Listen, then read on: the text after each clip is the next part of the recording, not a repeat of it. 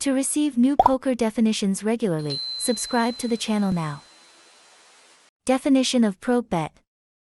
A probe bet is a bet out of position on the turn or river when a player has not made a continuation bet in position on the previous street. Do you follow? Let's take an example.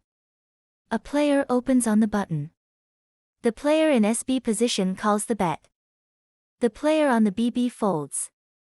Usually, the player in SB position will check the flop to give the pre-flop raiser the initiative, otherwise his bet will be considered a donk bet.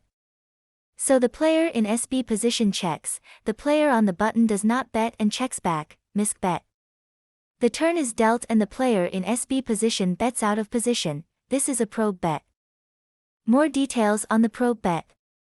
If a player bets in position without the lead after the player with the lead checks out of position, does not bet, this bet is called a float.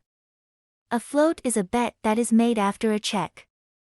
This bet is made on the same street. So if the player who has the initiative checks out of position, the float will be made on the same street.